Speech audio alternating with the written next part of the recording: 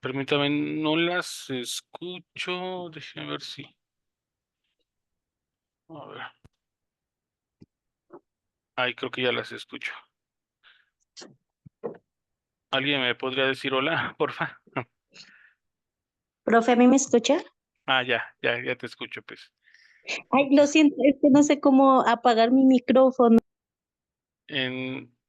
creo que ya la apagaste, please. Y ya lo volviste a prender ahí el microfonito y la camarita, ¿eh? Como gusten tenerlas. Ahí yo la apagué, profe. Habías apagado tu micrófono y tu Mm, cámara, pero si no, en la parte inferior izquierda aparece un microfonito y una camarita. Ahí nada más le das un clic y ya se apaga. Ok, profe, lo busco, gracias. Gracias. Bueno, pues vamos a arrancar nuestro curso. Ya saben que si tienen alguna duda, pregunta con todo gusto, pueden levantar la manita o abren su micrófono y les doy la palabra para que podamos ir resolviendo todas estas dudas y obviamente darle continuidad al curso, al primer módulo. Igual, vamos a ver algunas partes que parecen repetitivas en algún sentido, pero consideren necesarias retomarlas. Y bueno, ahí agregamos un poquito más otros elementos, ¿vale? ¿Qué es lo primero que vamos a ver? Así, según el flyer que les envié, vamos a hablar sobre los amigos imaginarios, ¿eh? El amigo imaginario es un amigo que realmente no existe, obviamente, digo, yo sé que es obvio que no existiría, pero el sujeto, o sea, el niño, lo va a ver como si fuera real y va a hablar y va a jugar con él. Puede a veces ser un objeto no ficticio, o sea, puede ser algo concreto como un peluche, como un muñeco, como algo en específico concreto, o totalmente imaginario, ¿no? Totalmente inventado por su imaginación. Aquí vamos a ir precisando, vamos a ir aclarando qué tan natural, qué tan digamos, normal es el tener un amigo imaginario, ¿no? Pero sí es importante que sepan que la mente, los procesos psíquicos durante los primeros 4 años de vida pasan por todas estas fases y entre ellos la imaginación, ¿eh? La fantasía, que es primordial para nuestro desarrollo psicológico, pues va también a confrontarse a estas situaciones de crear en su mente situaciones, momentos, recuerdos y por supuesto amigos imaginarios. Ahorita les voy a ir precisando las edades en donde se van a presentar, pero vamos a ver que tienen un grado de naturalidad sin caer en una cuestión psicopatológica y ahorita lo vamos a ir platicando, ¿vale?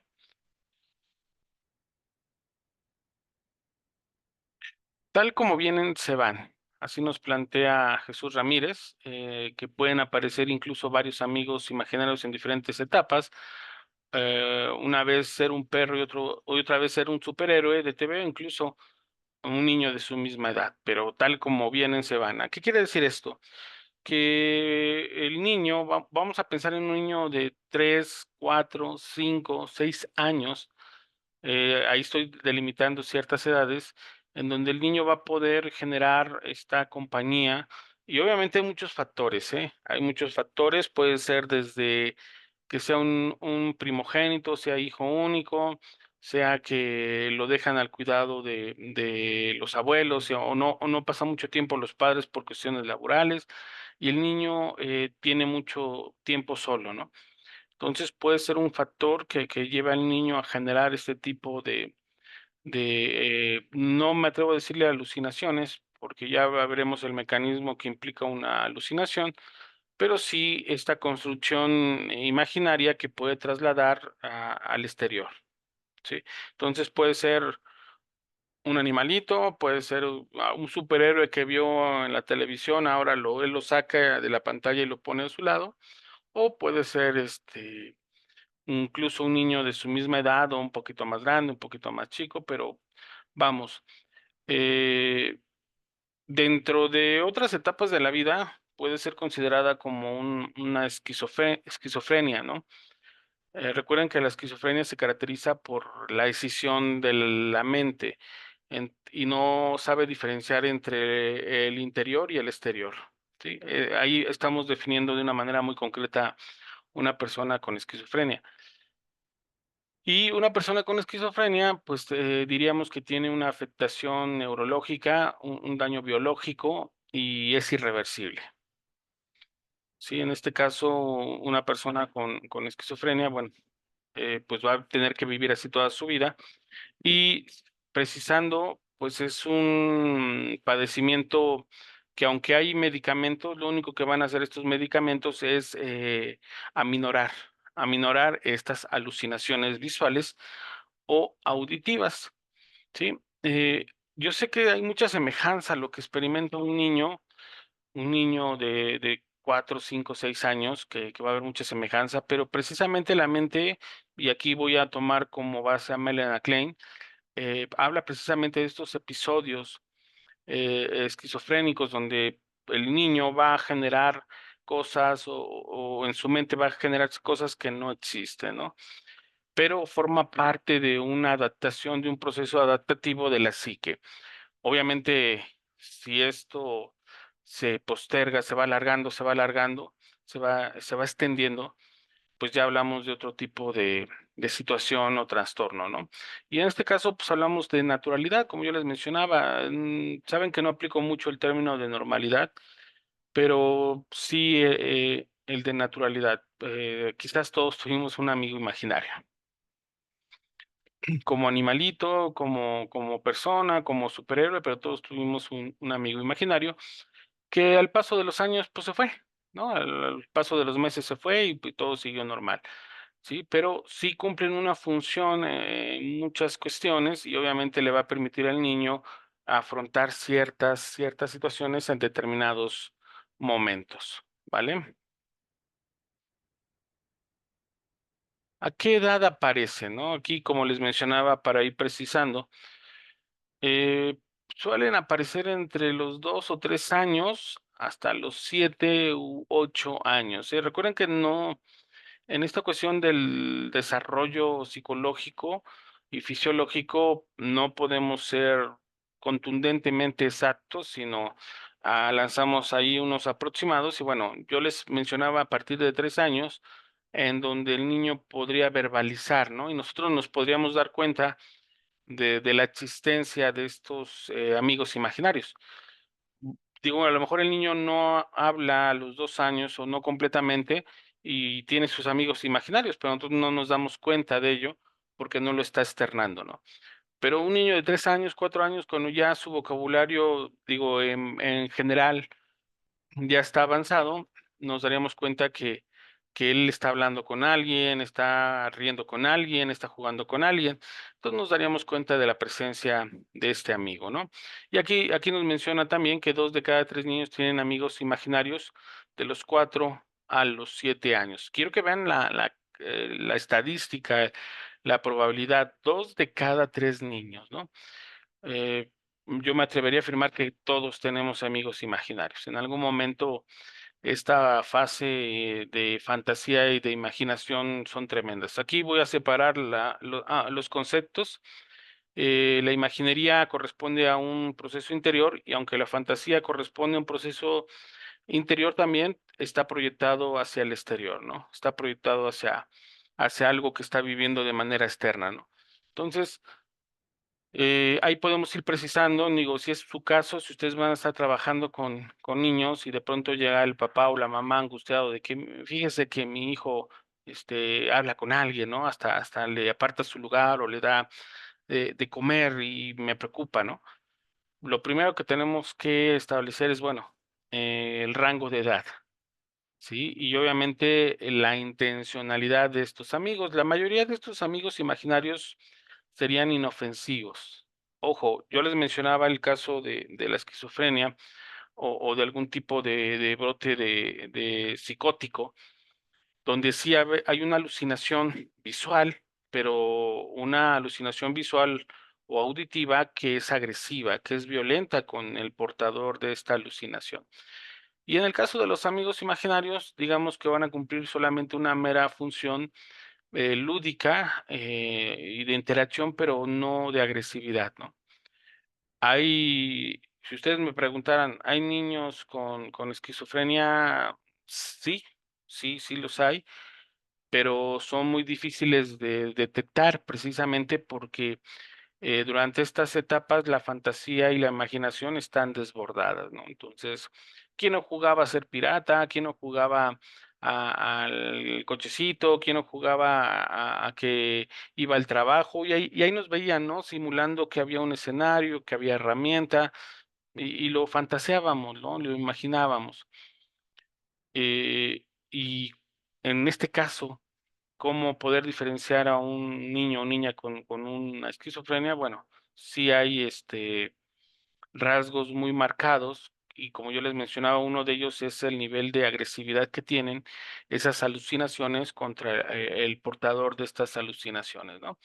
Entonces, por ahí igual, no sé, hay un documental muy interesante que se llama La niña esquizofrénica. Igual si lo encuentro, se los comparto para que puedan ustedes tener esta confianza de que es algo natural, ¿no? El que el niño tenga estos amigos imaginarios que le permitan irse adaptando a su entorno, ¿sí? Ya saben que si hay dudas o preguntas, con todo gusto ahí levantan la manita o le abren el micrófono y con todo gusto les doy la palabra, ¿vale? Entonces, bueno, ya estamos precisando, estamos diferenciando. Obviamente ustedes también tienen que tener este conocimiento de estos psicopatologías como la esquizofrenia, que en su mayoría es producto de una cuestión genética, un daño biológico, neurológico, y que obviamente la gran cuestión es la escisión de la mente entre la realidad interna y la realidad externa y esa incapacidad de poder diferenciarlas, ¿no? El niño, a pesar de que sabe que es un amigo imaginario, sabe que va a estar limitado o que no va a poder hacer ciertas cosas, ese amigo imaginario, ¿no? En este caso, pues el niño a lo mejor dice le va a poner algo de comer, pero obviamente pues, sabe que no va a desaparecer esa comida, ¿no? El niño va a tener esa claridad y conforme va creciendo, va a tener esa definición para decir, ok, era un amigo imaginario, ¿sí? Entonces, todavía podemos encontrarlo hasta los 8, los 9, y aquí, como les mencionaba, implica muchos factores que ustedes deben de tener en cuenta.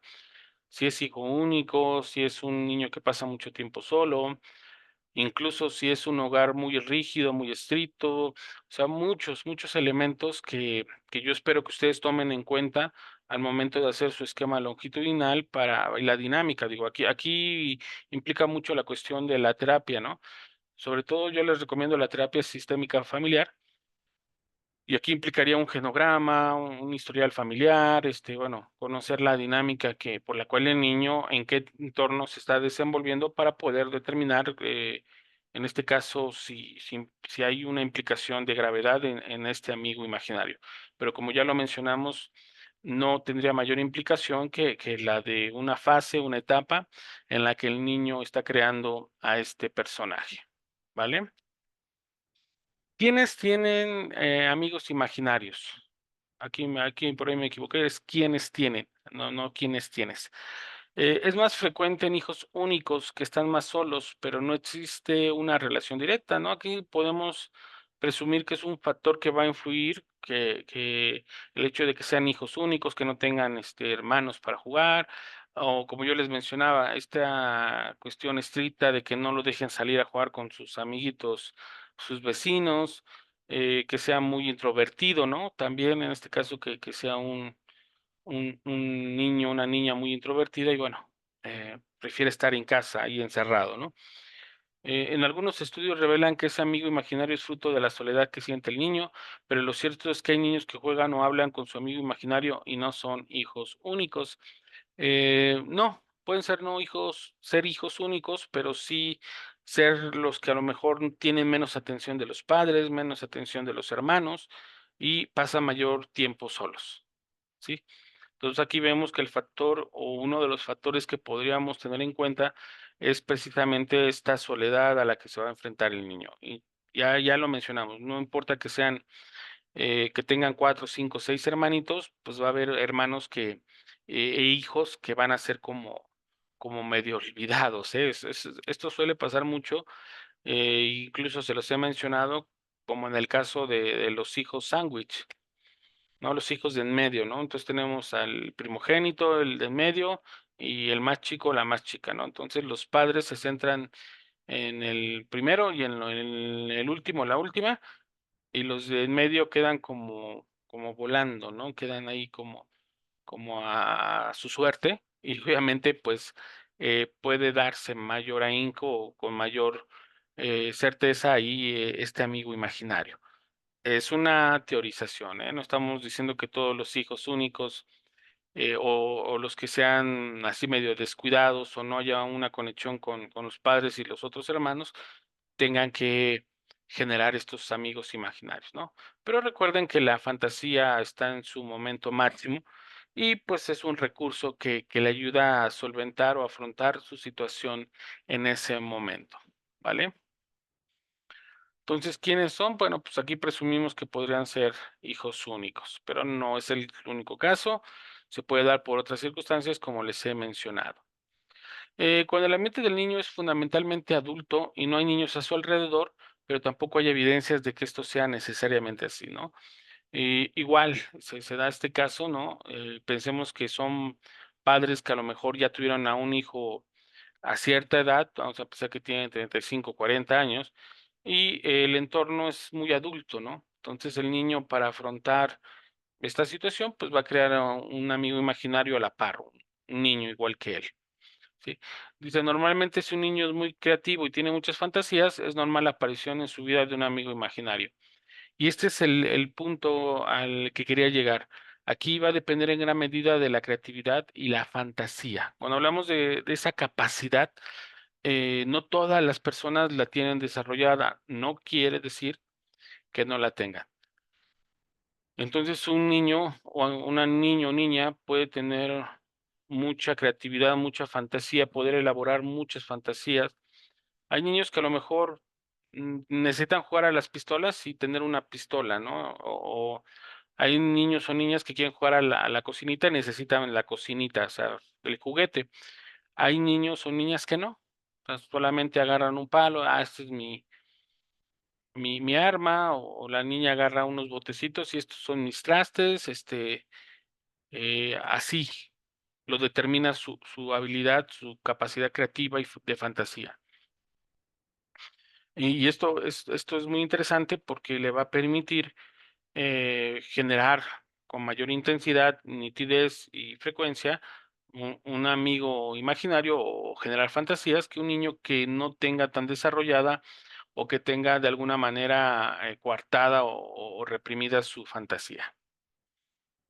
Insisto, aquí siempre va a ser necesario que ustedes echen ojo a las figuras paternas. Y cuando yo me refiero a figuras paternas me refiero específicamente al papel que juega la mamá. Y cuando me refiero a mamá, me refiero a la función de mamá, no a la mamá consanguínea, no a la mamá que lo crió, que lo dio a luz, sino la mamá que lo está criando. Yo les ponía el ejemplo de que está la pareja y entonces la pareja, el papá se va y este lugar no puede quedar vacío. Entonces la mamá pues ahora tiene que cubrir ese lugar siendo la proveedora y entonces entra la abuelita al quite, ¿no? Entonces aquí está la mamá en lugar de papá, aquí está la abuela en lugar de mamá y el niño va a vivir muchos de estos procesos psicológicos con la abuela. Sí, va a haber un cambio de roles, va a haber una dinámica especial en ese cambio de roles y esto también va a determinar mucho la forma del desarrollo del niño. Yo espero que lo tomen mucho en cuenta y es importante que lo tomen en cuenta porque de pronto cuando llegan a terapia, pues llega la mamá, ¿no? Pero es la mamá que va a trabajar, es la mamá que castiga, es la mamá que limita o que reprende. Y cuando nos sentamos a hablar con ella, pues para ella todo está bien porque no convive con el niño. Sí, ella se va a trabajar desde temprano, llega hasta tarde, entonces ella nada más lo ve en un rato por la noche.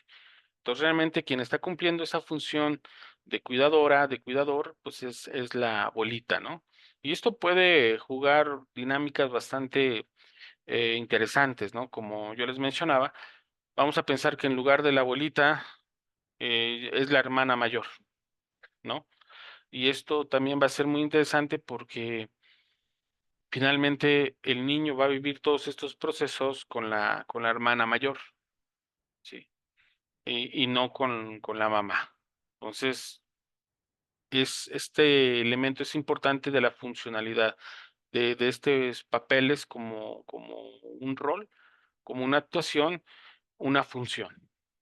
Y esto va a determinar muchas cuestiones en la educación y estructuración cognitiva de este niño, ¿vale? Vámonos a la que sigue. ¿Cómo deberían actuar los padres? ¿Cómo deberían actuar ante esta situación? Ya mencionamos de qué trata, de esa aparición de un animalito, de un superhéroe o de un niño, de la edad del niño, que aparece entre los 2 y los 8 9 años, donde se puede remarcar entre los 4 y los 7. Y bueno, nos dicen que cada 2 de 3 niños, o sea, 2 terceras partes, llegan a tener, amigos imaginarios, y nos dicen que factores que pueden influir son, el hecho de que sean primogénitos, hijos únicos, o la dinámica familiar, ¿no? El hecho de que, hay hijos que son un poquito más descuidados que otros, y entonces estos niños que viven esta soledad con mayor acentuación, bueno, puedan desarrollar, con mayor, incidencia este tipo de amigos imaginarios. ¿Cuál debe ser la respuesta? Y ahí pongo entre paréntesis esperada de los padres. Pues lo primero que les debemos decir a los padres cuando nos llegan con un caso así de que su hijo pues está teniendo un amigo imaginario, lo primero pues es actuar con naturalidad, ni rechazarlo ni ignorarlo. Esto va a ser muy importante para que el niño pueda adaptarse, irse adaptando y que no sea reprimido por el padre, ¿no? No es de que, no, ¿cómo crees? Estás loco. No, ahí no hay nadie. Estás inventando, estás mintiendo. No, no, ahí le decimos al padre o la madre, no, no tenemos que decirle eso al niño, solamente actuar con naturalidad. Ok, ahí está tu amiguito, ok, ¿qué hace? ¿Qué quiere? A ver, va a comer tu amigo imaginario, ok. Obviamente no le decimos amigo imaginario, le decimos tu amiguito, ¿no? ¿Sí? También la respuesta esperada debería ser que no se le debe permitir que se exima de responsabilidad por atribuirle la culpa a su amigo, ¿sí? A qué nos referimos con esto? Vamos a pensar que el hecho de que un niño crea un amigo imaginario y que sea rechazado por la familia, lo tenga que hacer en secreto, ¿no? Que lo tenga que ocultar porque se siente culpable de que él sí puede verlo, él sí puede interactuar con él y la familia le dice que no, que está mintiendo, que está loco, ¿sí? Entonces, al hacerlo con naturalidad, al integrarlo, al intentar integrar al niño, vamos a darle esa responsabilidad, ¿no? A la figura de lo que él está creando, de lo que él está viendo, ¿sí? Entonces, esto incluye que se incorpore el niño y no atribuirle a ese ser imaginado, pues, una responsabilidad, sino al niño, ¿no? A ver, tranquilo, no pasa nada, si es tu amigo imaginario está bien, no vamos a invítalo, que juegue contigo, no hay problema, pero déjame acercarme a ti, ¿no? ¿Qué otra respuesta? No preocuparse, forma parte del desarrollo natural del proceso de desarrollo del niño, como yo les mencionaba, una cuestión natural, todos los niños tenemos niños imaginarios o amigos imaginarios, adoptar una actitud de tolerancia y respeto, como yo les mencionaba, no decirle al niño, bajo ninguna forma, pues, agredirlo verbalmente, decirle que miente, que es un tonto, que está inventándolo, que ahí no hay nada, que qué le pasa, ¿sí? mucha tolerancia y respeto a lo que el niño nos platica, nos diga, y si nos habla de este amigo imaginario y nos dice que está ahí junto a él, mantener ese respeto, ¿no? Insisto, nos puede parecer un poco extraño, pero bueno, los que son padres más de una vez, pues ya tendrán esta experiencia, y los que van a ser padres, bueno, tener este nivel de apertura, de actitud de tolerancia y de respeto. Aquí menciona que también se espera que podamos observar las conversaciones que el niño tiene con su amigo imaginario para conocer qué tipo de amigo es el que tiene, ¿no? Digo, obviamente, si el niño está inventando este amigo imaginario, aquí ocurre un fenómeno de proyección hacia este amigo imaginario. Entonces vamos a poder conocer mucho de nuestro hijo a partir de poner atención de qué platica, a qué juega con este amigo imaginario, ¿sí? Y bueno, también otra de las respuestas esperadas es que podamos incentivar a que juegue con niños reales, ¿sí? Y aprenda a ceder, cooperar, a ser compañero y tener distintos roles. Esto es muy importante, pero como lo mencioné hace un momento, precisamente ese niño, por vivir periodos de aislamiento, de soledad, pues crea el amigo imaginario. Pero precisamente si el padre o la madre son rígidos y no le permiten interactuar con otros niños, pues bueno, aquí lo que se le va a invitar es a la madre, al padre, que pues, le permita, que más, que lo incentive, que lo lleve al parque, que lo lleve a convivir con niños reales, ¿no? Una vez que el niño empieza a adaptarse, estos amigos imaginarios van desvaneciéndose o van desapareciendo, ¿sí? Pero sí es muy importante que si esto se va prolongando, se va extendiendo, bueno, hay que ver, tratar de conocer a ese amigo imaginario, qué es lo que platica, qué es lo que convive, qué es lo que juega, para saber, bueno, qué tipo de amigo imaginario o cuál es el propósito de que el niño esté proyectando. Ahí es parte de sus deseos, de sus fantasías, bueno, cuál es el propósito, ¿sí? Entonces, esa sería la respuesta esperada, ¿sí? Principalmente el no desvalorizar, minimizar, al niño ni lo que diga, ¿sí? No podemos decirle al niño: "No, no existe, estás inventando, estás mintiendo", porque obviamente eso afectaría en demasía su autovalía, su autoestima, que en ese momento se está desarrollando, ¿vale?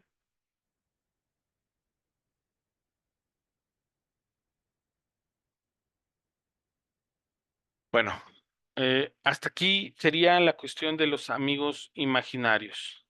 Sí, aquí sería este apartado, este punto que les mencionaba en este flyer, en específicamente la importancia de tenerlo en cuenta, como parte del desarrollo, del niño, y que, es algo esperado dentro de las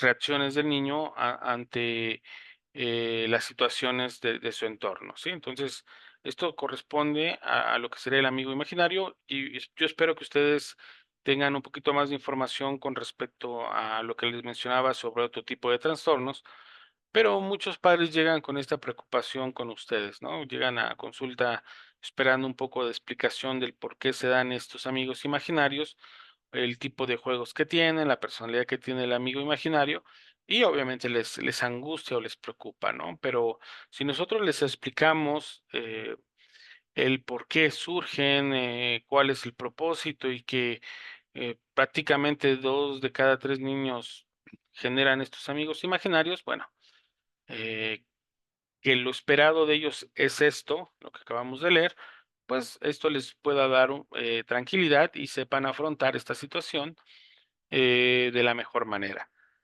Ojo, estamos hablando de niños. Si hablamos de un adolescente, 13, 14, 15 años, bueno, aquí cambiaría todo el panorama, ¿eh? Aquí cambiaría toda la situación porque ya hablamos de un adolescente donde ya no es tan común el que tengan un amigo imaginario, sí, mucho menos un adulto, ¿no? Ya hablaríamos de otro tipo de trastornos, ya hablaremos de algo realmente que merece atención, porque ya no sería algo natural o esperado, como es en el caso de los niños, ¿vale?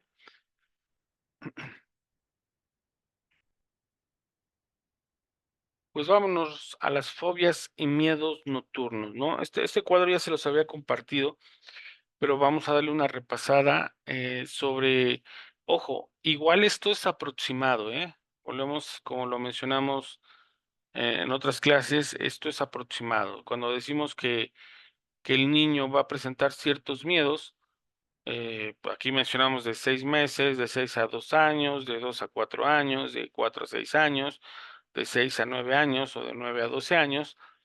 No quiere decir que solamente en ese periodo van a tener ese miedo o no puedan entrecruzarse varios miedos o aparezcan miedos donde aparentemente ya no deberían de presentarse, ¿no? Un ejemplo, el miedo a la noche o el miedo a la oscuridad. Hay adultos que seguimos o que siguen teniendo miedo a la noche, ¿sí? Incluso que se puede convertir en una fobia. Entonces, aquí lanzamos este cuadro como un approach para que ustedes tengan una guía. También traté de basarme en gran medida al DCM, que bueno, con reserva, porque recuerden que ahí tenemos que hacerlo con mucha cautela, el tomarlo como nuestra base, pero digamos que estamos partiendo de ahí para tener un sustento, ¿sí? Entonces aquí hablamos que los miedos normales en la infancia, según este libro dice hasta los 6 meses, que es el miedo a perder la sustentación o equilibrio, que quiere decir cuando el niño siente que se pueda caer, ¿no? Y también el miedo a los ruidos fuertes, intensos o desconocidos.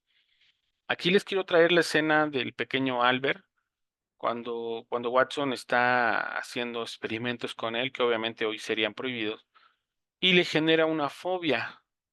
¿Qué quiere decir? Al bebé lo sienta ahí, le pone un conejito y ahí está el niñito queriendo agarrar el conejito y risa, risa. Entonces, aquí vemos la experimentación de lo que sería un clásico, condicionamiento clásico. Pone el conejito y cuando el niño va a tocar el conejito, se escucha un ruido muy estruendoso. El niño se asusta y empieza a llorar. Y repiten esta operación varias veces. Cada vez que ponen el conejito, tocan este ruido y el niño empieza a desarrollar solamente con la presencia del conejito terror. ¿Sí? Entonces ya no era necesario hacer el ruido estruendoso, sino cada vez que ponían al conejito, el bebé reaccionaba de manera terrorífica y lloraba, empezaba a llorar. Y después, en lugar de un conejito, pusieron una máscara blanca, pusieron varios objetos de color blanco y a partir de esta experimentación, pues desarrollaron un, un miedo, una fobia, que obviamente, según los estudiosos, pues el niño nunca se pudo recuperar, ¿sí? Entonces aquí vemos que estos miedos, contrario a lo que se cree, a la creencia de que el niño nace sin miedo, no, sí, sí nacemos con el miedo, porque el miedo es un indicador y un regulador. Básicamente, si estamos ante una situación de peligro, una situación donde va a haber un daño físico, el miedo se activa como como una forma de instinto de sobrevivencia, ¿sí? Es nuestro mecanismo, nuestro regulador. Si hay peligro, lo que va a buscar o va a preparar a nuestro organismo para afrontar, o sea, el peligro o para salir huyendo, ¿sí? Entonces, el miedo tiene un claro propósito dentro de toda la estructura psíquica. El miedo es fundamental para la sobrevivencia. Si voy caminando a la orilla de un risco, el miedo dice no, hazte para acá porque te puedes caer. Si no tuviéramos miedo, nos vamos a la orilla del risco, ahí nos despeñamos y pum, morimos, ¿no? O nos encontramos un león y lo que hacemos primeramente es corre, ¿sí? Ahí nos está preparando este instinto, este miedo, vámonos, corre. No, ay, mira un gatito y quiero acariciarlo, ¿no? Porque me va a comer. Entonces, no hay que omitir que el miedo es importante, es una herramienta esencial de sobrevivencia y bueno, la forma del manejo de estos miedos es lo que puede desembocar en una fobia, obviamente, en un miedo irracional. ¿Sí? Entonces, regresando a nuestro cuadro, tenemos que de 6 meses a 2 años, miedo a desconocidos, miedo a objetos o lugares desconocidos, de 2 a 4 años, está miedo a los animales, a la oscuridad, a los ruidos fuertes, en este caso hablamos de truenos, ¿no? Cuando digo, hasta esta edad uno escucha, un trueno y hasta uno brinca, ¿no? Cómo se siembra el cielo, ¿no? De 4 a 6 años, miedo a los animales, a la oscuridad, ruidos fuertes y a seres imaginarios. Aquí hablaríamos que hay una paradoja. Por un lado, están estos seres imaginarios como las brujas, los monstruos y los fantasmas, pero por otro lado están los amigos imaginarios, ¿sí? Entonces ahí vemos una paradoja, ¿no? Se le puedo tener miedo al fantasma, pero no le puedo tener miedo a mi amigo imaginario. Es muy interesante. Ahí se los dejo para que lo piensen. De 6 a 9 años, miedo al daño físico, miedo al ridículo y desaprobación social. Y bueno, estos miedos nos van a perseguir toda la vida, ¿eh? El miedo al ridículo y desaprobación social nos van a perseguir toda nuestra vida. Ahí para que lo tengan presente y desde de dónde se están instaurando, se están estableciendo desde muy temprana edad. Y finalmente, de 9 a 12 años, miedo a la muerte, miedo a accidentes y enfermedades y miedos relacionados con el rendimiento escolar. Como les mencionaba, aquí hacemos una categorización, pero realmente muchos de estos miedos pueden establecerse desde etapas más tempranas, ¿no? Ejemplo, el miedo a la muerte, que aunque es un concepto que el niño no va a poder procesar, y de hecho ni siquiera como adultos podemos procesarlo, si el niño sufre un evento traumático, como la pérdida de un ser querido, el papá, la mamá, el abuelito, la abuelita, puede llegar a desarrollar este miedo a temprana edad, ¿no? Pongo un ejemplo, el niño se le muere la abuelita a los 5 años, ¿no? Y a la mamá, como una forma de manejar el tema de la muerte, le dice que está durmiendo, que su abuelita se durmió, pero que ya no va a despertar. Entonces el niño va a desarrollar un miedo a dormirse, pero que está encubierto. ¿Por qué? Porque no es tanto a dormirse como a la muerte. No sé si me sigan en ese aspecto. O sea, no es que tanto tenga miedo a dormir, sino a que ya no despierte, ¿no? Como le pasó a su abuelita. Sí, y ojo, esta es una categorización en un entorno, voy a establecerlo así, sin inclemencias emocionales considerables, ¿no? Pero donde hay eventos trascendentales, abusos de todo tipo, eventos traumáticos como accidentes o pérdidas, eh, todos estos miedos se van a establecer de muchas y muchísimas maneras. Incluso procesos tan naturales, pongo un ejemplo como hacer del baño, voy a poner 2 escenarios. El primero es una mamá benévola, cariñosa, paciente, tolerante. Entonces, el niñito se hace pipí en la cama. Entonces, la mamá benévola, cariñosa, le dice: "No te preocupes, a ver qué te pasó, vamos a tratar vamos a buscar la razón", ¿no? Y el niño va a ir superando poco a poco, ¿no? Va a ir al médico, al psicólogo, lo que requiera. Y el otro escenario es que sea una mamá rígida, estricta, regañona, enojona, que va a manejar esto de otra manera. Ahorita regreso a ese punto. Me parece que tiene una pregunta en el chat. Y nos dice Lilia, dice, por eso hay que hablar con la verdad para que no alimentemos mala información y confunda la psique de los infantes. Sí, es importante incorporarlos por ejemplo, en este caso, a las pérdidas. Como durante muchos años, lo que hacían los padres era eh, sacarnos de esa situación, aislarnos, separarnos, alejarnos.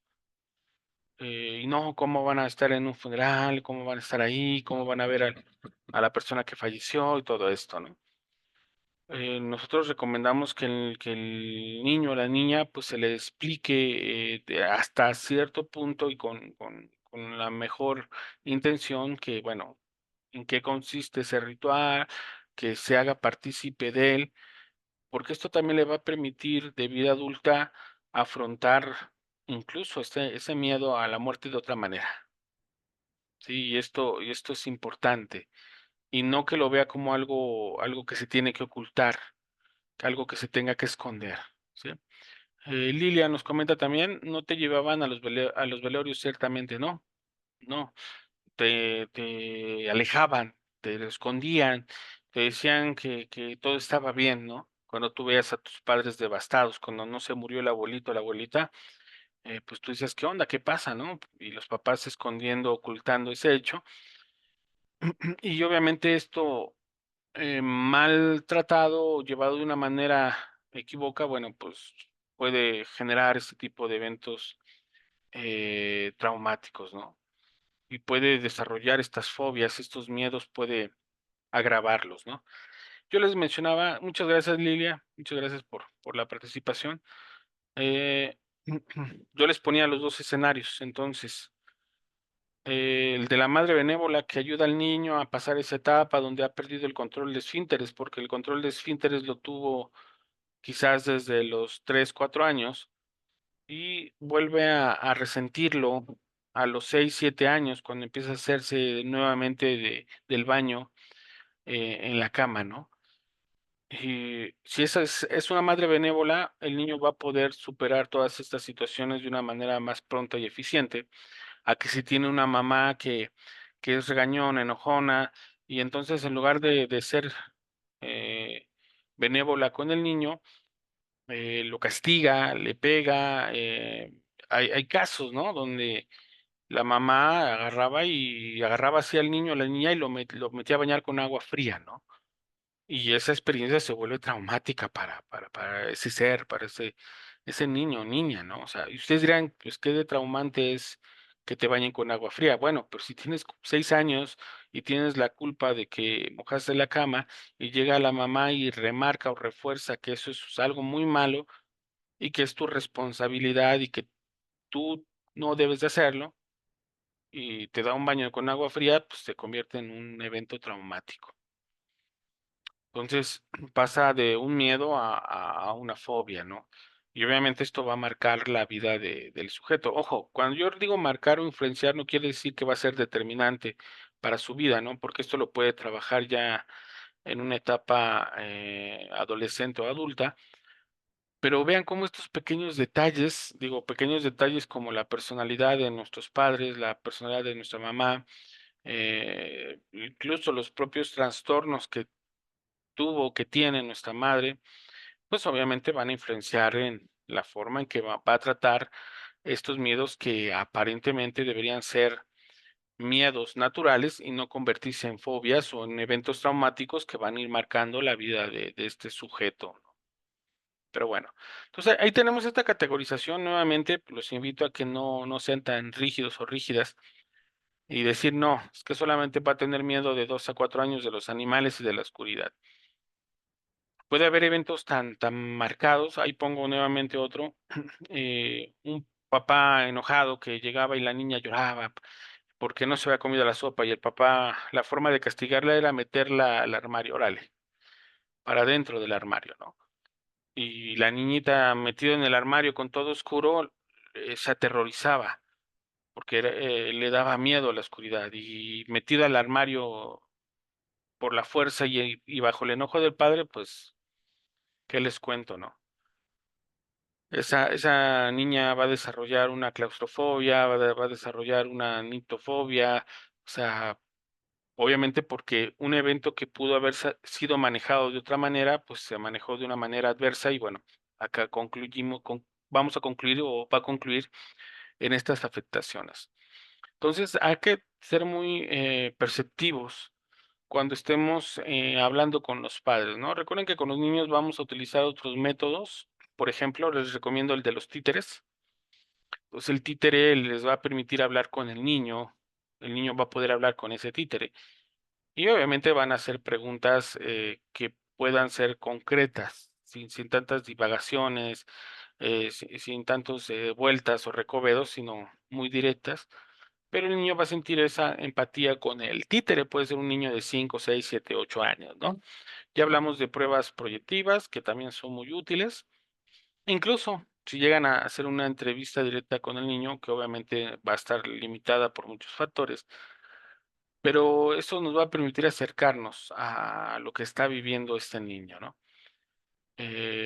Pero aclaro, insisto, pues los padres y principalmente la madre o quien cumple la función de madre va a ser una fuente de información necesaria, sí, muy necesaria para que nosotros podamos hacer un diagnóstico. Y esto es muy importante. Si hacemos un buen diagnóstico, ya tenemos el 50% de la solución, ¿sí?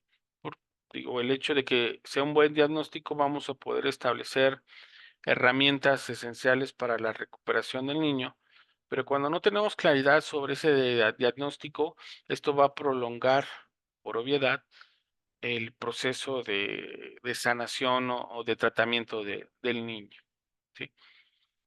Entonces, ténganlo presente, digo, este tipo de esquemas son guías, yo lo veo como guías, y aquí va a corresponder mucho a su propia experiencia y que lleven registros de todo este tipo de entrevistas, de convivencias, de interacción con el niño, para ir conociendo detalles que van a ser muy importantes al momento de establecer y tener claridad sobre los síntomas que está presentando el niño, ¿no?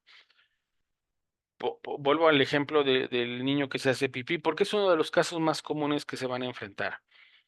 Entonces, si nos traen a un niño de 6, 7 años que se hace pipí en la cama, el hacerse en la cama es un síntoma, no es la enfermedad. Para esto nosotros ya descartamos la parte biológica, o sea, ya descartamos que sea un problema en sus esfínteres, ya se descartó la parte médica. Entonces, que el niño se haga pipí en la cama tiene que ver que con un origen, no es el origen el que se haga pipí, es el síntoma. Por lo tanto, vamos a buscar qué es lo que está provocando que el niño se haga pipí en la cama. El hecho de que tenga miedo a la oscuridad, que tenga miedo de dormir solo, que haya conflictos entre sus papás y él lo esté percibiendo, que su mamá sea muy rígida, muy agresiva con él. O sea, fíjense todos los factores que les estoy poniendo sobre la mesa para buscar el origen, la causa, ¿sí? El niño va a llegar con síntomas, no va a llegar con los orígenes al frente, sino va a llegar con los síntomas. Y es ahí donde ustedes tienen que ser muy perceptivos para leer esos síntomas, para indagar sobre esos síntomas, procurando, y nuestro fin y nuestro propósito es el origen, ¿sí? Bueno, si tienen alguna duda, ya saben que pueden compartírmela, sea por el chat, por el micrófono, con todo gusto los vamos precisando. Digo, son temas muy interesantes que bueno, ahí nos vamos a ir extendiendo según estas necesidades, ¿no? Ya les había hablado un poco de lo que era el miedo, que era la sensación de angustia provocado por la presencia de un peligro real o imaginario. Miedo, algo real, ¿sí? Algo imaginario, sí, sí también, pero ojo, eh, digamos que entra dentro de expectativas concretas. Ejemplo, si yo sé que mi mamá se, siempre que llegaba con un 6 me pegaba con la chancla. Entonces, obviamente me va a dar miedo verla con la chancla, pero también el imaginar, si saqué un 6 y voy a imaginar que voy a llegar a casa y se lo voy a enseñar, pues obviamente me va a generar miedo. Por eso hablamos de un peligro real o imaginario, pero me refiero que es un imaginario concreto, basado en evidencia. Sí, cada vez que saco 6 me dan chanclazos. Ah, okey, entonces, si tengo un 6 o imagino que en la prueba de mañana voy a sacar 6, ay, pues ya sé qué consecuencia va a ser inevitable, ¿sí? A diferencia de una fobia que es irracional, así lo voy a poner concreto, es un miedo irracional, ¿sí? Desproporcionado y que obviamente va a desencadenar o va a querer anticiparse ante una situación en específico. ¿Sí? ¿Como cuál? Como una fobia a un animalito, a un insecto, como la fobia a un lugar, a un espacio. ¿sí? A una situación o a un objeto determinado, ¿no? Digo, hay una infinidad de fobias. Por mencionar una, pues, aracnofobia, ¿no? Cuando voy a poner con este ejemplo las diferencias. Si nosotros vemos una arañita ahí colgada de la cortina, ¿me puede causar miedo? Pues sí, sí veo la arañita, ¿no? Veo la arañita ahí en la cortina. ¿Me puede llegar a picar? Pues sí, pero a menos de que vivamos en Australia, donde digamos que las arañas son venenosas, son peligrosas, pues a lo mejor no pasa de una roncha, no pasa de una roncha y pues obviamente me genera miedo. Pero el hecho de que vea esa arañita ahí en la cortina y la vea de ese tamaño y empiece a sudar, empiece a faltar la respiración, casi me desmayo, empiezo a sudar. Bueno, entonces tú estás presentando un ataque de ansiedad o un ataque de pánico generado por una fobia, un miedo irracional. Sí, de pronto llega nuestra pareja y agarra la arañita y la aplasta. Ay, tú.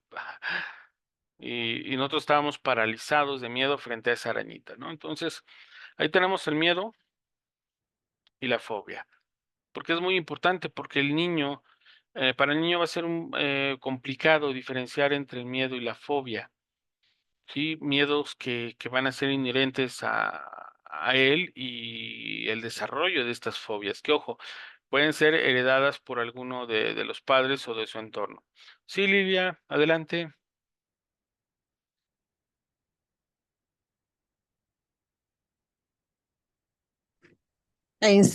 Por ejemplo, en las fobias a los animales, mm, tuve un profesor que decía que era am, como que ahí se me fue la palabra, como que las deslizábamos hacia un animal, pero la fobia real, cuando hacíamos conciencia, era hacia un escenario específico o hacia una persona. ¿Es cierto esta parte?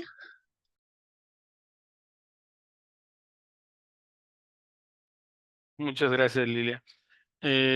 Bueno, recuerden que nosotros ahorita estamos eh, basándonos en terapia cognitivo-conductual. Las fobias, bueno, y de hecho aquí le llamamos trastorno fóbico. Las fobias dentro del psicoanálisis tienen otro trato y otra explicación, ¿no? De hecho, las fobias o la fobia, siendo preciso, corresponde en el psicoanálisis, corresponde a una neurosis de transferencia, ¿sí? Entonces, una neurosis de transferencia es una persona que está reprimiendo eh, sus deseos sexuales infantiles reprimidos, ¿no? Está reprimiendo, ¿no? Esos deseos sexuales infantiles. Entonces, para el psicoanálisis, una fobia corresponde precisamente a lo que nos planteaba Lilia, a que el objeto fóbico representa a algo, no es ese algo, representa ese algo, ¿no? Ejemplo, las ratas, ¿no? Hay gente que le tiene fobia a las ratas, ¿no? O a las arañas, como les mencioné, ¿no? Y ya hablamos de que una fobia es un miedo irracional y desproporcionado.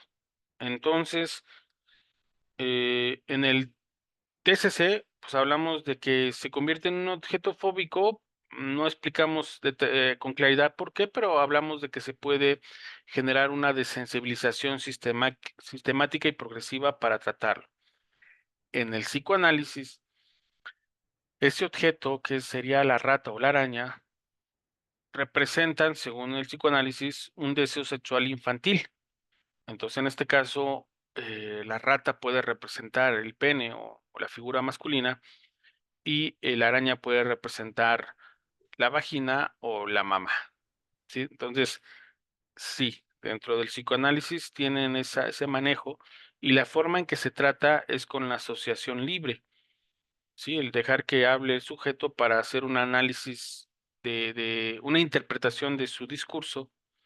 Y en terapia cognitivo-conductual podemos hablar de un evento traumático que generó un vínculo hacia ese objeto y la forma en que se va a tratar es por medio de la desensibilización sistemática y progresiva.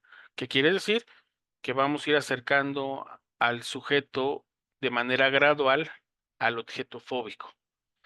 Y en psicoanálisis se va a tratar a partir de la asociación libre. Voy a dejar que el paciente hable, ¿sí?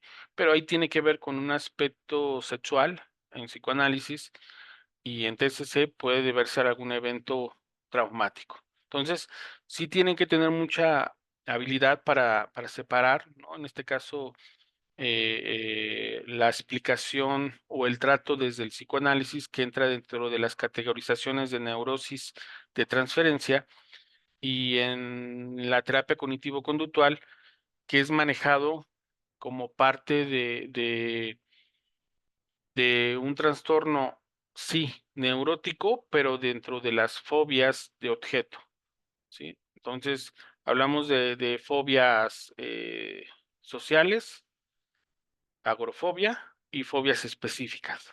Eso es dentro de la TCC.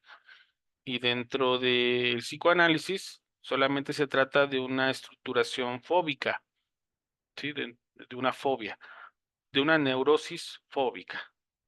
Entonces, de esta manera sí, entraría esa explicación que nos comenta su compañera, pero desde un punto de vista psicoanalítico, ¿no? Que representen tanto la rata represente un pene o la figura masculina, o la araña represente la vagina o el vello púbico o una figura femenina. No sé si respondo tu pregunta, Lili.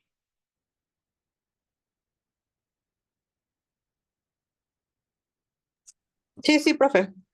Ah, ok. Sí, es muy interesante, ¿eh? O sea, de hecho, hemos hablado un poco de psicoanálisis porque no podemos descartarlo totalmente. De hecho, las pruebas proyectivas pertenecen o tendrían su sustento dentro del psicoanálisis. Y igual, como yo les mencionaba, el DSM pues es una guía, pero todo lo quieren medicar, ¿sí? Y bueno, es ahí donde entramos nosotros para tratar una fobia, ¿no? En un niño. Vamos a pensar que le tiene miedo a los payasos, claurofobia. Eh, entonces, ¿cómo vamos independientemente de la causa, del origen, cómo vamos a manejarlo, ¿no? Y es precisamente la confrontación con el objeto que causa la ansiedad, ansiógeno. Y entonces lo vamos a hacer de manera gradual, ¿no? Para la siguiente sesión vamos a tener un payaso ahí a 10 metros y entonces vamos a meter al niño. Ojo, le vamos a enseñar respiración. Ahorita les voy a pasar 2 tipos de respiración para niños y vamos a empezar a medir su nivel de ansiedad que tenga en ese momento con una escala del 0 al 10, donde le decimos que el 10 es mucho y el 0 es nada o poco, y le decimos cómo te sientes, el niño va a decir 5, 8, 10, ok, entonces el niño tiene mucha ansiedad. Entonces nos vamos a ir acercando de manera gradual a ese objeto ansiógeno. Esto nos puede llevar, bueno, la programación es que sean 12 sesiones, pero bueno, finalmente el niño pueda tocar ese, ese payaso. No quiere decir que va a desaparecer la ansiedad que le provoca, pero sí va a ser una ansiedad que pueda manejar el sujeto, ¿sí? O sea, no es que se sane 100%, que uno no tenga ansiedad, no, sino lo reducimos de manera que sea manejable. Y ese es el propósito de la terapia cognitivo-conductual, que sean cantidades manejables. Y la presunción del psicoanálisis es que, bueno, pueda sanar conociendo el origen de esa fobia, pueda sanar y le pierda el miedo irracional a ese objeto. Es la presunción, ¿eh? Sí, sí les recomiendo leer psicoanálisis, sí. Sí les recomiendo 2 libros principalmente. Uno es bueno, de hecho se deberían leer son 3 libros de Melanie Klein, que es de hecho es psicoanálisis infantil. Y el otro es de Baldwin, El apego, igual es una trilogía, ¿sí? Están un poco caros, sí, sí están un poco caros estos libros, pero vale la pena. Si se van a dedicar a esto de niños, sí se los recomiendo como una herramienta más, ¿eh? Igual, ahorita yo les voy a brindar todas, igual con el primer curso que les dimos, les tratamos de brindar herramientas, pero sí sería indispensable que ustedes tuvieran un bagaje más amplio para trabajar con niños, ¿no? Que es, a diferencia de los adultos, el niño está limitado en su lenguaje y por lo tanto vamos a tener que hacer inferencias, métodos indirectos a un adulto, ¿no? Que sí nos puede expresar de su propia voz cómo se siente, ¿no? Bueno, ¿alguna duda, pregunta hasta aquí? No, ¿Profe? profe. Yo sí tengo una duda. Adelante. Mire, profe, bueno, pasó un suceso. Mi sobrina iba a la escuela súper bien, entró al kinder, pero hubo un suceso que no sé qué pasó con la maestra, que al día siguiente ya empezó a llorar, empezaba a llorar. Y así durante una semana, pasando de la semana, ya le vinieron las tos y náuseas y vómito y sudoración. Entonces, mi pregunta es que ahí sí se podría, bueno, quitar esa fobia tratándola y estando con la maestra, porque ya tan solo de decir escuela, ya empezaba a sudar y a querer vomitar. Mi hermana lo que hizo fue cambiarla de escuela y ya perfectamente, ya con su Miss nueva está súper bien, pero mi duda es que sí se podía quitar la fobia y siguiendo con la maestra. Un poco complicado porque no sabíamos exactamente qué de la escuela era lo que le había provocado esta reacción. Cuando un niño presenta este tipo de reacciones que nos acaba de describir su compañera, hablamos de una respuesta somática, ¿sí? Una respuesta física. Y dentro de esa respuesta física, pues entra el vómito, la temperatura, el llanto, el ataque de pánico. Entonces hubiera sido complicado, me refiero en el aspecto de que aunque hubiéramos hecho un tratamiento para manejar la fobia, pues sería identificar qué le provocó ese evento traumático, la fobia, ¿no? Pudo haber sido la maestra, compañeros, un lugar de la escuela, algo que ella vio, o sea, tendríamos que haber, hacer un análisis, una exploración para descubrir qué era lo que le estaba provocando para empezar el tratamiento de la desensibilización sistemática, porque en sí no era el edificio como tal, sino ella asociaba como un todo, era un elemento de la escuela, ¿no? Y bueno, el hecho de que la cambiaran de escuela y que automáticamente todo eso que la niña experimentó desapareció, pues habla de que sí había un componente, un objeto, pero que tendríamos que haber determinado primero para empezarlo a tratar, Angie. No sé si respondo tu pregunta. Sí, profe, fue la maestra que le decía que la regañaba y que amenazaba a los niños diciéndoles que si no acababan que no se iban a ir. Mi hermana habló con con la maestra y ya la maestra le decía, no, pero tú sí te vas a ir, tú sí trabajas. O sea, el problema era la maestra, No, pero, ajá, eh, ¿es hija única? sí, hija única. Bueno, aquí tendríamos que partir de los padres, de la sobreprotección que ha tenido como hija única. Cuando son hijos únicos, se da mucho el caso, no digo que todos, no generalizo, cada caso es particular, pero se da en promedio, en general, el hecho de una sobreprotección y una baja tolerancia a situaciones de estrés. Entonces, cuando el niño se enfrenta a una situación estresante, hay una respuesta intensa, totalmente reactiva, porque no puede manejar ese nivel de frustración. Em, les pongo rápidamente un esquema. Está el niño corriendo por toda la casa, ¿no? Está corriendo para acá, para acá, para acá, para acá. La mamá le dice, te vas a caer, y el niño sigue corriendo de acá para acá, para acá. Se tropieza y ¡pum! Se cae. Aquí vamos a ver dos escenarios bastante interesantes. Primer escenario, la mamá sale corriendo angustiada, lo ve, lo recoge, ve que tiene la rodilla raspada y corre al hospital. Sí. Llega al hospital y el enfermero la ve y le dice, señora, su hijo no tiene nada, ¿no? Ya lo revisa, no, no tiene nada, le pone un curita, ¿no? Segundo escenario, la mamá se acerca a ver dónde se cayó el niño, lo revisa visualmente, dice, pues no, nada más le veo la rodilla raspada y le dice, levántate. El niño llorando, levántate, a ver, cálmate, respira conmigo, relájate, respira, sacúdete el pantaloncito. La mamá sigue revisando, dice, no, solamente una raspadura, y le dice, no, tranquilo, sigue jugando. El niño dice, ah, ok, pues, se limpia las lágrimas y sigue corriendo, ¿no? Quiero que vean los dos escenarios. ¿Qué niño de los que les acabo, de los escenarios que les acabo de poner, va a tener un mayor manejo a la frustración, al estrés? Pues nuestro segundo niño, ¿no? El niño que le permitimos que se raspara, que le permitimos que tuviera esas dosis de dolor, de caídas, ¿no? Al niño o la niña que se le sobreprotege, ¿no?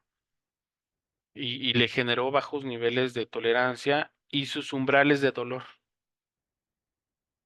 Sí, a lo mejor el niño sí le dolió la rodilla, pero no pasa nada, ya se sacude, ¿no?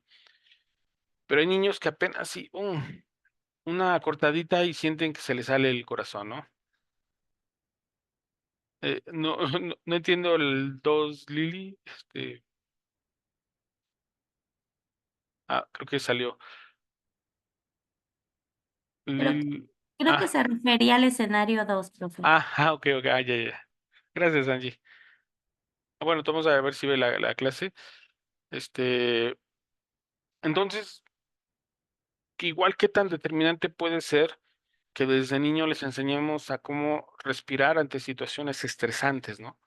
En lugar de querer abrazarlos, protegerlos, enseñarles a ver, respira conmigo, respira por tu naricita, saca el aire por la boca, siente cómo se infla tu pancita. A ver, quiero que no pienses en osos polares, mírame, no pienses en osos polares. Este, si nosotros les enseñamos a nuestros hijos, a nuestros niños desde muy pequeños, 4, 5, 6 años, este tipo de métodos, les vamos a enseñar a lidiar con la presión, con el estrés, con todas las situaciones de ansiedad. Y van a llegar a ser jóvenes con un mayor control de todas estas situaciones, ¿no? A diferencia de sobreprotegerlos, ¿no? De justificar su baja tolerancia al dolor, al sufrimiento y a las situaciones estresantes. No sé si tengan alguna duda, pregunta con estos ejemplos. No, profe, muchas gracias. De nada, Angie.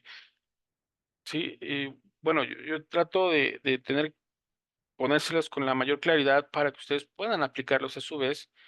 El por qué invitamos a los padres a dar ese margen, por lo menos, de un umbral necesario de dolor, ¿no?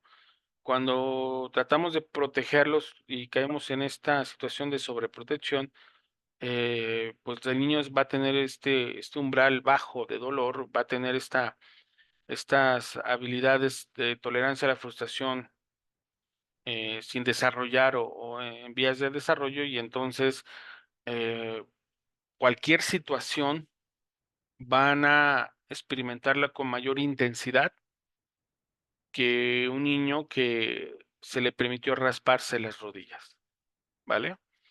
Bueno,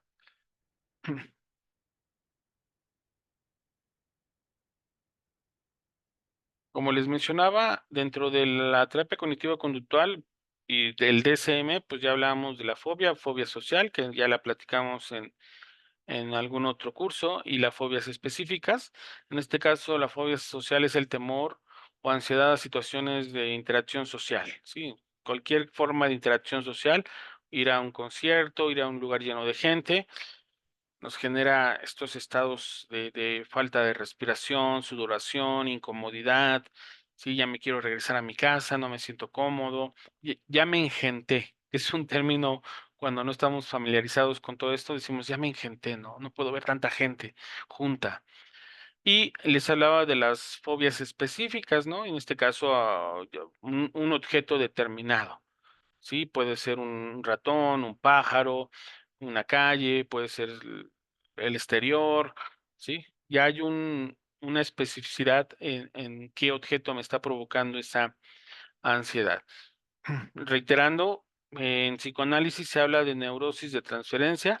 Dentro de esas neurosis de transferencia está la histeria, la fobia y la obsesiva compulsiva. Y dentro de la terapia cognitivo-conductual hablamos de fobia social y fobias específicas. Eh, Pues ahorita. adelante, Angie. No, yo no estoy hablando, profe. ¿No? Ah, pensé que alguien, Creo alguien. creo que abrieron su micrófono, pero ya lo cerraron. Ah, ok, pensé que querían preguntar algo. Y bueno, finalmente tenemos cómo podemos definir esa ansiedad. ¿Los niños sufren ansiedad? Sí, por supuesto. Y ojo, la ansiedad es algo inherente a nuestra estructura cognitiva, nuestra estructura psíquica. Iba a decirle aparato psíquico, pero así se le dice en psicoanálisis. Entonces le vamos a llamar estructura psíquica. Y la ansiedad tiene un propósito, que es el poder adaptarnos, ¿sí? Adaptarnos. Obviamente a través de conductas que permitan que el sujeto pueda adecuarse a su entorno, ¿sí? ¿Qué quiere decir? Cuando llegamos a una escuela nueva, nos genera así como que ansiedad, ¿no? Cuando llegamos a un trabajo nuevo, pues nos genera ansiedad. Cuando conocemos a una persona nueva, nos genera ansiedad, ¿no? Incluso cuando iniciamos un curso, en mi caso me genera ansiedad, ¿no? Aunque yo lo prepare, aunque yo lo lea, de pronto pues también me genera ansiedad, ¿no? Pero esta ansiedad nos va a permitir mantener un grado de alerta, un grado de control y obviamente de concentración. Y obviamente ese es el propósito. Pero cuando esta cuestión se vuelve crónica y desproporcionada, entonces ya no es algo natural. Recuerden que todo en psicología tiene que ver con cantidades. La ansiedad es necesaria para nuestra vida, sí. Todos tenemos ansiedad, sí, en ciertas cantidades. Y el problema es cuando esas cantidades se exceden en su mayoría, ¿no? Y entonces se vuelve algo crónico. Y ahora todas las situaciones me generan ansiedad. Y recuerden que la ansiedad no solamente es una cuestión de pensamiento, sino una cuestión física. Hay reacciones físicas que, como la sudoración, la palpitación, subir la temperatura, dolor de estómago, vómitos, o sea, todo eso son reacciones de la ansiedad o que van de la mano de la ansiedad.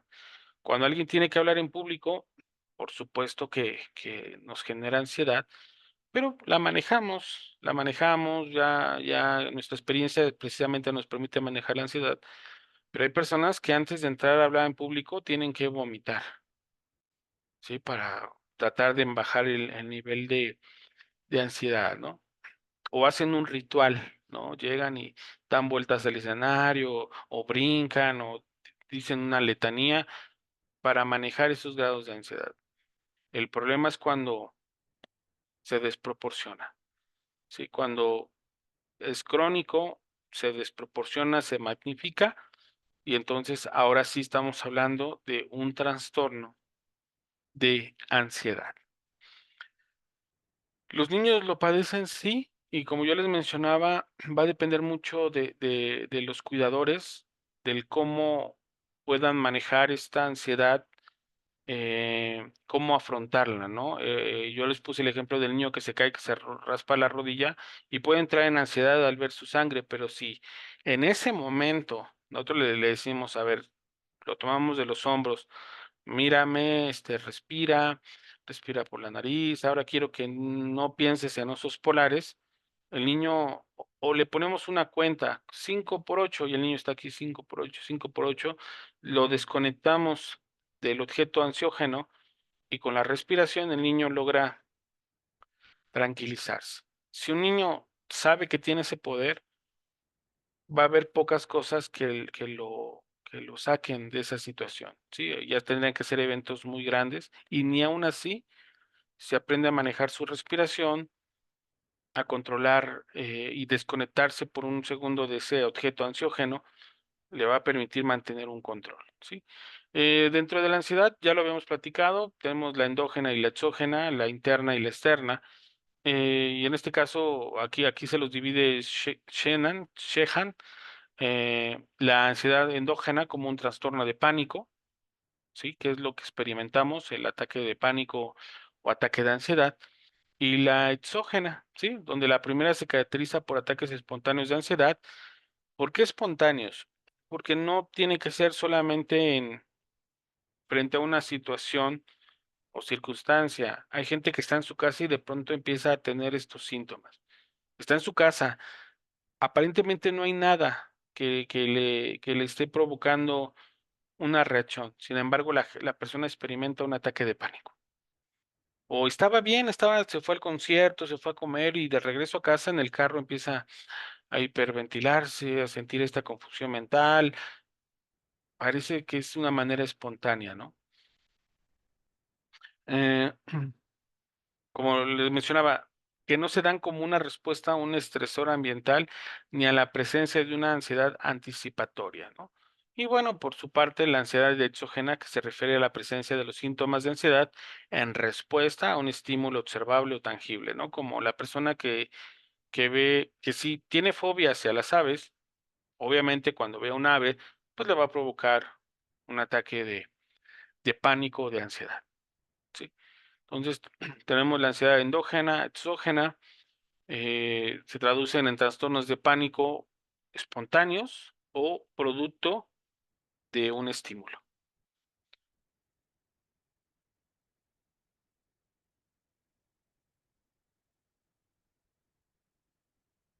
Bueno, dentro de los síntomas, precisamente es lo que nos compartía su compañera Lilia, cómo se va a presentar esta ansiedad en los niños.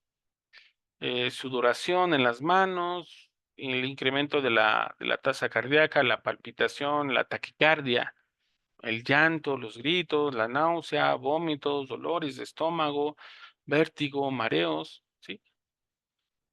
De ahí se pueden derivar dolores de cabeza, pesadillas recurrentes, bajo estado de ánimo, cansancio excesivo, enuresis, insomnio, ¿sí?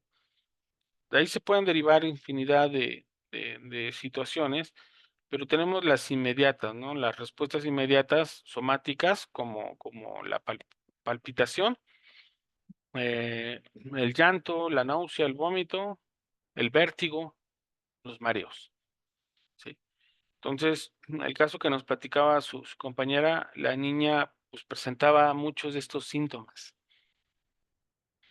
Y como yo les mencionaba, ustedes tienen que ser muy perceptivas para que en este caso no se concentren en los síntomas, sino en la causa, el origen y el cómo vamos a manejar esta fobia, ¿no? Cómo vamos, qué herramienta vamos a aplicar, de qué manera para que este niño pueda reducir a niveles controlables o manejables su ansiedad.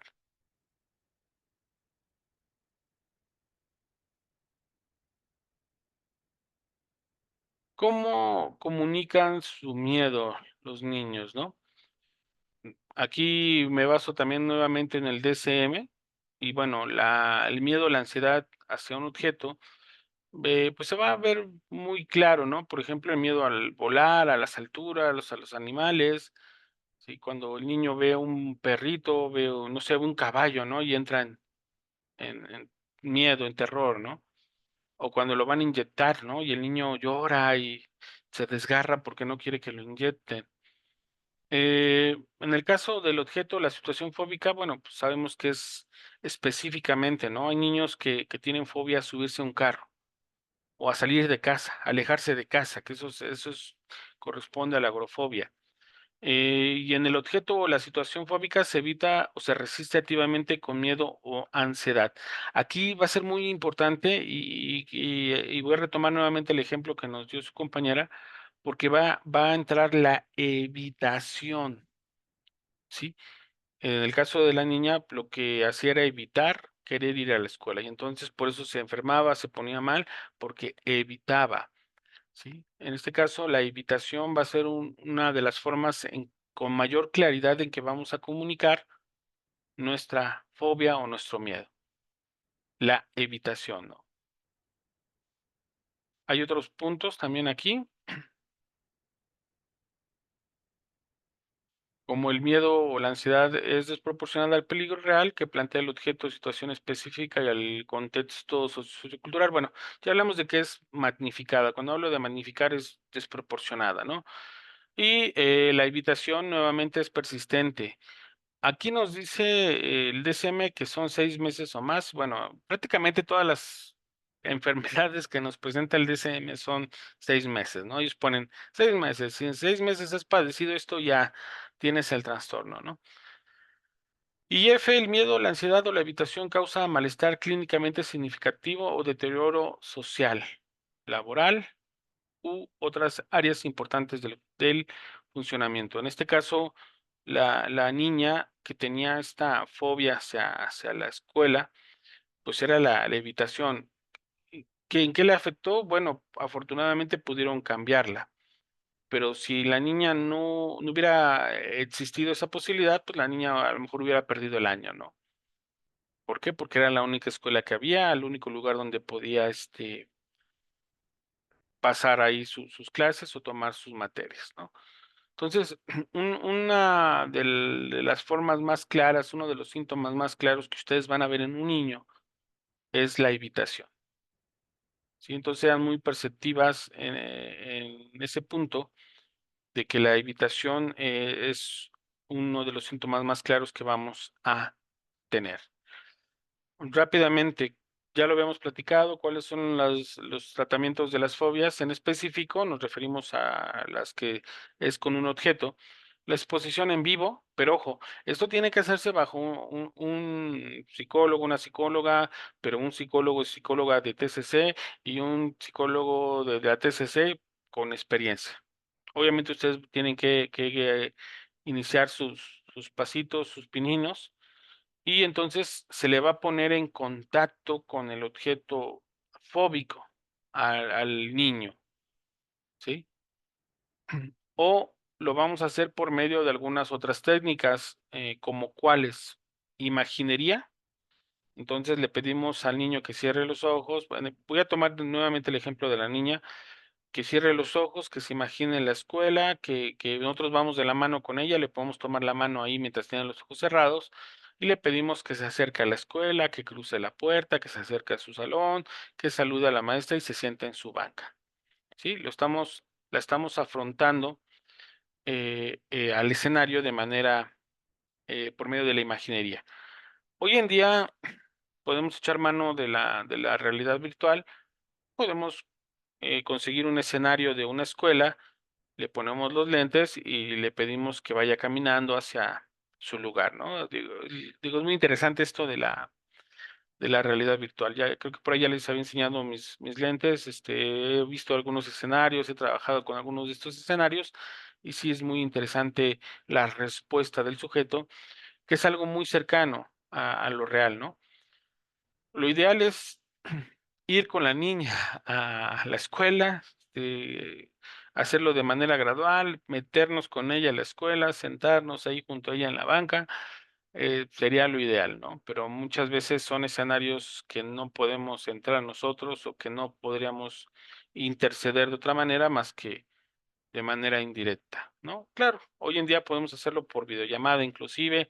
A ver, ponme videollamada, vamos a entrar a la escuela, yo voy a tu lado, ahí ten el teléfono, ahí ve caminando, vamos a entrar a tu salón. Y digo, hay muchas formas creativas de poder hacerlo, pero las herramientas ideales pues va a ser la exposición en vivo y también la que les he mencionado insistentemente, que es la desensibilización sistemática, ¿no?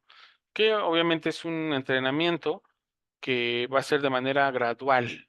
¿Sí? Vamos a afrontar al paciente ante el estímulo ansiógeno de manera gradual, bajo nuestro control, con estas escalas donde le vamos a ir pidiendo que nos diga en qué nivel se encuentra de ansiedad para que pueda ir manejando hasta dónde puede acercarse en la primera sesión, hasta dónde puede acercarse en la segunda sesión, hasta dónde puede acercarse en la tercera sesión.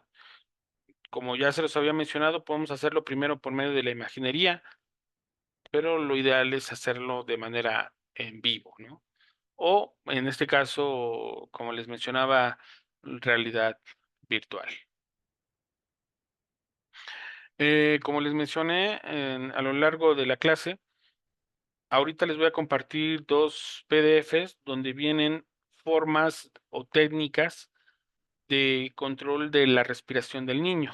Son muy interesantes, espero que las puedan leer y sin falta, pues las platicamos la próxima clase para que ustedes, si tienen alguna duda, son muy puntuales, ¿no? Es una guía y la otra es respiración 4x4, que de hecho es la que yo ocupo con adultos también. Y bueno, también les recomiendo que se empapen con el procedimiento de la contracción muscular de Jacobson, muy interesante cómo podemos hacer este ejercicio.